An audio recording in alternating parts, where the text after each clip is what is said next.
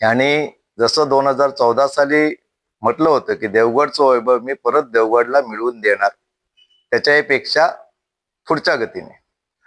आणि ज्याप्रमाणे आमच्या सन्माननीय पालकमंत्र्यांनी जे वचन किंवा जो शब्द दिला होता, त्या शब्दाला जागणारी व्यक्ती, त्या जागण्याप्रमाणे उद्याचा जो 1 मार्चला जो तो शुभारंभ आहे, तो खरोखरच आमच्या देवगड तालुका म्हणा किंवा सिंधुदुर्ग जिल्हा म्हणा, आज एक पर्यटनाच्या दृष्टिकोनातून आज सिंधुदुर्ग जिल्हा आज झेपावत आहे पूर्ण देशाच्या दिशेने.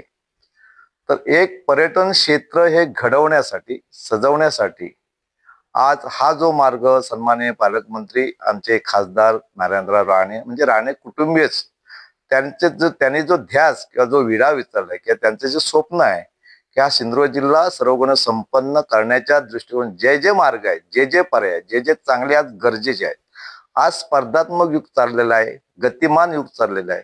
आणि त्या गतिमान युगाला चांगल्या प्रकारे तोंड देण्यासाठी आजच्या ज्या दुनियेमध्ये जे काय गरजेचं आहे त्याप्रमाणे ते सन्माननीय पालकमंत्री आमचे खासदार नरेंद्र राणे आणि सगळेच या ठिकाणी प्रयत्नात आहेत. आणि त्याप्रमाणे सांगितल्याप्रमाणे 1 तारीख त्याचा शुभारंभ होतोय.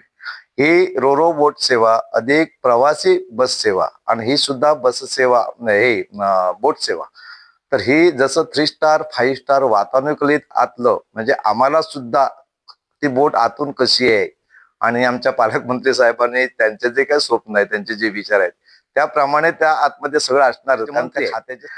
तर ते बघण्यासाठी आम्ही काही मंडळी त्या ठिकाणी चाललोय. स्वतः पालकमंत्री पण आहेत आणि सगळेच कार्यकर्ते आणि सगळेच देवगडवासीय आणि सगळेच सिंधुदुर्गवासीय त्या वेळाची वाट बघून आम्ही चाललेलो आहे.